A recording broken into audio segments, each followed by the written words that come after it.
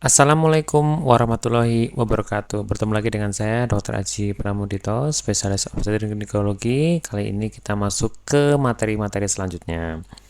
Karena tadi Mams dari materi awal sudah tahu usia 1 sampai 9 bulan dengan problematik dan juga apa yang terjadi pada ibu dan janin. Sekarang kita akan lebih spesifik untuk mengenali masalah kehamilannya ya. Jadi masalah kehamilan ini kita infokan kepada Mams dan Bunda semua dari hal yang sering didapatkan pada saat saya berpraktek di poliklinik ya selama ini. Jadi masalah-masalah ini memang biasanya ada di usia antara 0 sampai dengan 9 bulan ini ada semua nih masalah-masalah ini. Mudah-mudahan ini bisa membantu Mams dan Bunda yang sedang hamil sehingga seakan-akan tuh pertanyaan apapun sudah terjawab di sini gitu ya Mams atau Bunda. Oke. Pada prinsipnya Anda harus tahu bahwa kehamilan itu adalah unik. Jadi setiap kehamilan itu unik. Tidak semua kehamilan itu akan sama. Misalnya anak pertama dengan anak kedua, hamil pertama dan hamil kedua itu akan sama tuh belum tentu. Bisa saja hamil pertama tidak ada keluhan, hamil kedua keluhannya luar biasa, atau hamil kedua sangat luar biasa keluhannya, hamil ketiga biasa saja. Itu ada seperti itu. Jadi tidak mesti semua kehamilan itu sama. Itu prinsipnya ya Mams ya. Oke, jadi biasanya sering nanya sih di poliklinik, ini kok beda banget sama hamil yang pertama ya Dok ya, beda banget dengan hamil kedua. Memang setiap kehamilan adalah unik. Sangat berbeda satu dengan lainnya. Oke. Mengenali masalah kehamilan ini ada beberapa hal yang akan kita ulas ya. Yang pertama adalah bagaimana informasinya, budayakan baca, tidak mudah percaya, bacalah teliti. Nah, coba kita akan telah satu-satu. Yang pertama adalah beragam informasi tentang kehamilan itu tentunya dapat membuat bingung. Jadi kayak banyak banget infonya gitu ya. Jadi bikin bingung. Tidak hanya yang baru pertama kali hamil tapi maupun yang sudah berpengalaman pun pasti beda-beda juga. Memang tadi saya bilang bahwa masalah kehamilan itu adalah unik, berbeda satu dengan lainnya. Dua, membudayakan membaca dan cari dan sharing dari sumber saja. Jadi jangan kata orang dan sebagainya. Seperti ini kan Anda sudah mendengarkan info dari cara ditemu pakar ini, mudah-mudahan bisa memberikan lebih spesifik informasi yang lebih baik. Tiga, tidak mudah percaya. Sharing info dari sumber terpercaya, tenaga medis, jurnal dan dokter atau tenaga medis. Empat, bacalah dengan teliti dan sampaikan kembali. Itu. Apakah seperti ini betul? Nah gitu, misalnya Mams baca kalau katanya kalau berhubungan di trimester 1 boleh ya Dok. Nah, tanyakan apakah betul bisa Dok. Nah, seperti itu. Nanti kan dicek sama dokternya apakah kondisi rahimnya saat trimester 1 baik atau tidak. Oh, boleh. Oh, tidak boleh. Itu karena spesifik berbeda-beda. Oke. Selektif terhadap info yang diberikan dari mulut ke mulut. Nah, kalau lagi kumpul-kumpul biasanya kan Mams kumpul bersama teman-teman yang sedang hamil atau pada saat senam hamil ikut bareng-bareng, itu info yang diberikan nggak mesti sama ya, karena namanya orang bercerita ya kan, pasti berbeda dengan orang yang mengalami sendiri. Konfirmasi dengan dokter kandungan atau bidan yang terdekat kalau ada info-info yang Mams masih bingung. Susun daftar pertanyaan dan kekhawatiran yang ingin diketahui untuk ditanyakan saat kunjungan rutin. Dan selalu berpikir positif. Nah, dengan hal ini kan semua insya Allah materinya mudah-mudahan sampai di video ini terjawab semua ya Mams, mudah-mudahan ya, karena ini udah mencakup semua hal yang kemungkinan Anda tanyakan saat hamil sih. Oke, jelas ya Mams ya. Sekarang kita masuk ke slide berikutnya, yaitu masalah-masalah kehamilan itu apa saja yang paling sering ya yang ada di seorang wanita sedang hamil. Yang pertama adalah nutrisi dan mual. Nah, mual ini ya. Masalah kehamilan pertama adalah mual. Sudah dijabarkan di video sebelumnya ya. Sekarang kita lebih spesifik mual. Mual muntah ya. Nah, dan muntah tentunya menjadi penghambat untuk memenuhi kebutuhan nutrisi. Ya, betul. Jadi kalau nggak makan kan nggak ada nutrisinya. Kecuali Anda diinfus nanti misalnya pas lagi nggak mau makan, nggak mau minum, bisa aja diinfus untuk memberikan nutrisi. Sehingga kalau tidak mau diinfus ya tetap semangat, berpikir positif dan harus mau makan dan minum. Prinsipnya nutrisi tidak boleh diabaikan ya di sini ya. Nah, bagaimana nih caranya gitu kan? Tips-tipsnya. Yang pertama, usahakan perut selalu terisi. Siapkan cemilan sehat yang dapat dikonsumsi 1-2 jam sekali. Hindari perut dalam keadaan kosong banget. Kenapa? Kalau trimester 1 itu rasa mualnya kencang ya, salah satunya lambungnya. Kalau kosong lambung, dia akan mudah terjadi mual-mual. Jadi usahakan mengonsumsi kayak roti-roti yang kecil seperti apa, roti kecil regal dan sebagainya, atau buah 1 sampai 2 jam nyemil aja moms, nyemil. 2 tambahan kalori untuk gemil ada 200 kalori dari kebutuhan harian, bukan 2 kali lipat dari sebelumnya. Jadi tambah 200 kalori. Nanti akan bahas di bagian nutrisi. 3. Makanlah dalam porsi kecil namun sering. Bagi makanan berat menjadi beberapa porsi kecil yang tidak harus dihabiskan dalam satu waktu. Jadi misalnya pas belum hamil, itu sepiring harus habis, nggak bisa, sulit biasanya. Karena tadi sudah dijelaskan kan, tergantung trimesternya. Caranya bagaimana? 1 piring dibagi 3 atau dibagi 4. Kemudian makan setengah jam dimakan, nanti istirahat dulu, setengah jam lagi dimakan porsi kecilnya. Jadi habiskan dalam beberapa porsi kecil ya, tidak dalam satu waktu ya, itu tipsnya. Selanjutnya makan dengan kecepatan yang sedang agar makan tercerna dengan sempurna ya. Memang makannya nggak bisa masih baru dua gigitan atau 2 kunyahan langsung ditelan, jangan ya. Di dalam mulut ini ada namanya enzim-enzim mencerna makanan itu ada ya, dalam air liur kita. Jadi usahakan makannya tuh slow aja. Kan disunahkan juga kalau makan kan pelan-pelan, pelan-pelan ya. Memang sunah 33 kali, tapi enggak. Tapi kalau nggak mau dihitung, intinya ya pelan-pelan, pelan-pelan ya, pelan-pelan, telan pelan-pelan. Jadi jangan lelet makan lek lek lek. Jangan ya. Nanti beban di pencernanya lebih berat, sehingga makanlah kunyah dulu yang banyak ya. Kemudian minum air putih dalam jumlah cukup, prinsipnya sama, sedikit-sedikit tapi sering. Jadi nggak bisa segelontor makan gluk-gluk, nggak bisa 1-2 liter langsung gitu, nggak bisa, pelan-pelan ya mam.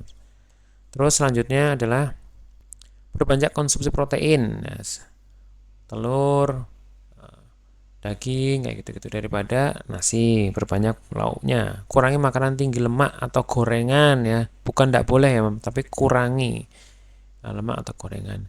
Hindari stres dan kelelahan, perbanyak istirahat. Stres itu akan menyebabkan asam lambung meningkat, nah nanti pasti tambah mual lagi dong mams, betul ya. Sehingga ini tips-tipsnya untuk mengurangi rasa mual. Oke, mudah-mudahan bermanfaat untuk mam semua, untuk menghindari rasa mual yang berlebihan di saat kehamilan. Selanjutnya kita akan bahas tentang yang namanya ngidam atau craving ya, mengidam. Jadi mengidam itu sering banget nih. Jadi orang hamil ngidam, yang bingung biasanya pasangannya, suaminya atau keluarganya bingung biasanya. Nah, apa itu ngidam? Makanan yang tadinya aku suka jadi terasa aneh. Itu perasaan mams. Lalu makanan yang tidak aku suka justru ingin ku makan. Apa ini yang terjadi? Itu hal wajar ya, hal wajar. Jadi kalau buat pendamping keluarga, kira-kira dulu nggak suka A kok jadi sekarang suka A ya, dulu suka B kok sekarang jadi nggak suka B ya. Nah itu makanan B maksudnya. Nah itu hal yang wajar ya, namanya craving atau mengidam. Kenapa penyebab craving ini? Adalah penyebabnya hormonal. Craving sulit dijelaskan intinya ya, sulit dijelaskan, intinya dia ada pola seperti itu. Tidak semua craving harus diikuti ya, tetapi patuhi jenis makanan sehat untuk hamil. Jadi nanti misalnya waktu istri saya hamil, saya akan melihat makanan-makanan yang tidak boleh dan boleh. Nanti kan dibahas di bagian nutrisi. Yang boleh apa aja, dan saya akan mengarahkan ke makanan yang sehat saja. Jadi nggak boleh semuanya diikutin. Misalnya makanan yang mengandung pengawet tinggi setiap hari diikuti terus, jangan, kasihan nanti kehamilannya kan kurang baik. Jadi nanti kita tetap harus menyiasati bagaimana caranya, walaupun dia mengidam tapi tetap ngikutin aturan yang kita buat untuk makanan sehatnya gitu ya. Anggap bahwa bila craving tidak diikuti makan membahayakan bayi adalah tidak terbukti ya, tidak terbukti. Yang membahayakan itu ketika makanan yang aneh-aneh tadi, atau malah jadi nggak mau makan, itu malah mengganggu nutrisi bayi. 4. Memenuhi craving bumil adalah salah satu bentuk kasih sayang dari suami selama yang diminta tidak membahayakan kesehatan bumil ya. Nomor 5, umumnya bumil suka sekali dengan makanan manis, namun hal ini harus diperhatikan agar tidak berlebihan. Memang gula itu tetap dibutuhkan oleh tubuh kita ya, bunda. Tapi jangan berlebihan. Jadi misalnya suka manis untuk mengurangi rasa mual dan sebagainya, itu nggak ada masalah. Cuman jangan kayak manis sekali atau setiap makan manis terus, kalau bisa dikurangi ya manisnya. Tetap dibutuhkan tapi jangan terlalu banyak atau jangan terlalu berlebih, karena ada namanya diabetes pada kehamilan itu ada, ya. Diabetes gestasional itu ada. Jadi dulu dia nggak ada riwayat diabetes, ketika hamil diabetes itu ada. Jadi jangan terlalu banyak makan gulanya, atau minum yang manis juga jangan terlalu banyak. Oke, selanjutnya kita masalah kehamilan yang paling sering berikutnya adalah sering kencing atau sering berkemih. Ya, sering berkemih ini sering banget ya, pasti ibu atau mams bunda yang hamil itu selalu mengeluh, kok saya sering pipis ya, lebih sering pipisnya pipis terus. Nah, kenapa? Nah, kenapa kok bisa pipis terus? Karena ini efek hormon pada perkembangan janin akan membuat frekuensi berkemih meningkat karena pembesaran rahim akan mendesak kandung kemih yang berada di depan posisinya. Maksudnya apa? Jadi depannya rahim itu adalah kandung kencing. Kalau efek dari hormon perkembangan janin ini akan membesar, janinnya akan membesar, berarti kan rahimnya juga membesar. Rahim besar ini akan membuat kandung kencing ini akan mengecil gini, kedorong ke bawah gitu. Nah, karena kedorong ke bawah, maka apa yang terjadi? Yang biasanya bisa menerima misalnya 100 cc, dia cuma bisa menerima 50 cc. Misalnya 50 cc. Sehingga apa? Ketika ada 50 cc, dia langsung keluar pipis lagi. Kalau nggak hamil kan dia bisa nampung sampai 100 cc lebih. Contohnya seperti itu. Karena volume semakin mengecil sehingga dia mudah dikeluarkan. Itu tadi. Kenapa kok sering kencing? Yang kedua adalah hukum dasar bumil adalah banyak minum dan tidak boleh menahan buang air kecil. Pilihannya bumil hanya ada dua, bersahabat dengan toilet atau pakai pampers. Nah gitu. Jadi nggak ada pilihan lain nih mams. Menahan kencing dapat memicu infeksi saluran kencing yang bahaya untuk janin. Jadi memang ini harus concern ya, begitu mams hamil, udah hamil ya langsung toiletnya minta suami dibagusin, yang bagus, yang bersih. Karena apa? Ini mau tidak mau harus bersahabat dengan toilet karena harus sering banget pipis, harus bersih nih toiletnya. Yang kalau nggak mau pakai pampers. Nah, kalau bener-bener nggak mau ya pakai pampers. Tapi kalau pakai pampers ya harus sering diganti ya pampersnya agar tidak menyebabkan infeksi saluran kencing. Ingat bahwa saluran kencing perempuan itu pendek, lebih pendek, jauh lebih pendek daripada laki-laki, sehingga sangat mudah rentan terkena infeksi saluran kencing. Jelas ya mams, bunda? Kemudian tipsnya bagaimana nih? Cari tempat buang air kecil yang bersih, ya, atau di rumah buat yang bersih. Nggak perlu direnovasi ya, tapi bersih. Dua, bersihkan dan keringkan bagian kemaluan sebelum memakai celana dalam. Kemaluan yang lembab akan mudah memicu keputihan yang abnormal. Keputihan yang abnormal itu infeksi ya, berwarna kuning atau hijau. Jadi kalau habis pipis, harus kering, baru pakai celana. Jadi jangan masih basah terus pakai celana, jangan, keringkan dulu, kemudian baru pakai celana untuk menghindari lembab. Pemakaian panty liners diperbolehkan selama tetap kering dan diganti setelah 3-4 jam sekali. Jadi pipis ini sederhana tapi paling sering dikeluhkan dan meningkatkan infeksi saluran kencingnya kuat. Jadi tolong fokus juga di bagaimana tips-tips untuk kencing ini ya. Sudah jelas ya mams. Kita akan lanjut ke slide selanjutnya ya, yaitu slide tentang GERD atau rasa panas di sini. Rasa mual muntah, panas. Beda dengan mual muntah ya. Kalau mual muntah kan mual muntah. Kalau itu rasanya kayak kok di sini panas ya, dada saya ini sering panas nih dok. Nah, itu biasanya juga sering dikeluhkan oleh pasien-pasien yang kontrol ke tempat saya tentang kalau dari saya panas nih dok.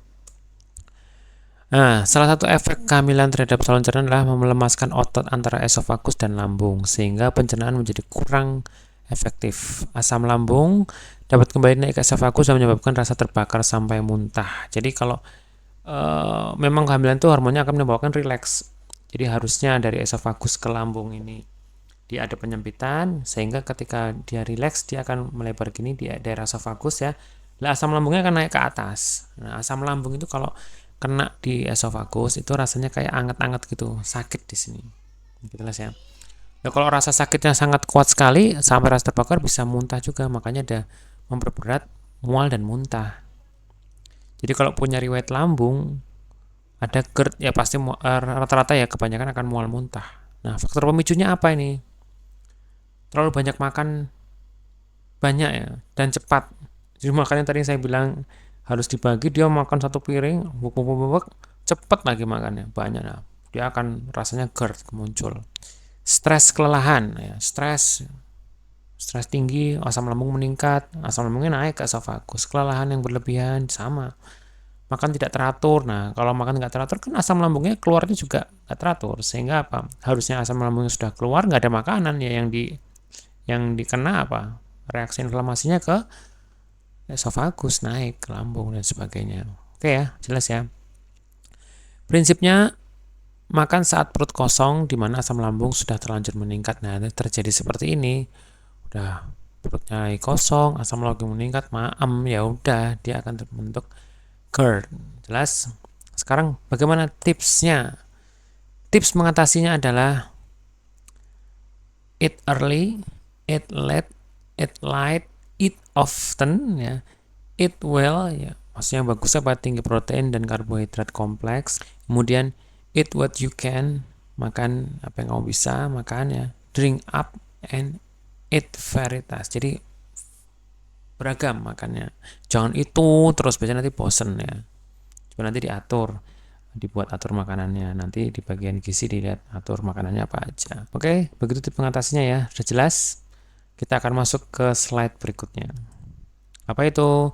Di sini ada namanya yang lumayan sering ya, Mams, sebenarnya konstipasi. Apa itu konstipasi? Pupnya susah. Pupnya kok susah banget sih saya, Dok, sekarang. Nah, kenapa itu terjadi? Faktor pemicunya adalah sering makan makanan yang digoreng, nih pemicunya. Kurang minum, kurang asupan serat, konsumsi makanan yang penyebab sembelit seperti jambu, biji kol, kubis, buncis, bawang merah, jagung, dan lain sebagainya. Dan memang kalau mengkonsumsi vitamin zat besi itu memicu konstipasi. Tapi masa nggak minum zat besi? Karena nanti penambah darahnya kurang dong. Sehingga memang diimbangi dengan minum yang banyak dan asupan serat yang banyak. Jelas ya, ini faktor pemicunya. Hindari hal-hal seperti ini. Makanan goreng bukannya nggak boleh, kan gorengan namanya gorengannya enak ya, Mams, tapi dikurangi gitu, oke? Tips mengatasinya bagaimana? Konsumsi makanan yang sehat seimbang, perbanyak makanan sayur dan buah yang tinggi serat, ya. Pilih karbohidrat yang kompleks, minum air putih 2,5 sampai 3 liter sehari ya, Mams. Hindari penyebab makan sembelit nih, dihindari semua nih kalau bisa. Diskusi dengan dokter kandungan jika belum ada solusinya. Kalau sampai beberapa hari kok nggak bisa pup, udah mengkonsumsi yang seperti tadi masih nggak bisa juga, ya konsultasikan ke dokter kandungan untuk dilihat diberikan solusi yang lain ya. Oke, demikianlah tadi masalah-masalah selama kehamilan ya, yang sering ada dikeluhkan oleh mams yang sedang hamil, bunda sedang hamil. Nah, setelah ini di video selanjutnya kita akan masuk ke namanya komplikasi kehamilan yang berkaitan dengan nutrisi tentunya ya. Kita akan jumpa lagi di video selanjutnya. Terima kasih. Saya akhiri. Wassalamualaikum warahmatullahi wabarakatuh.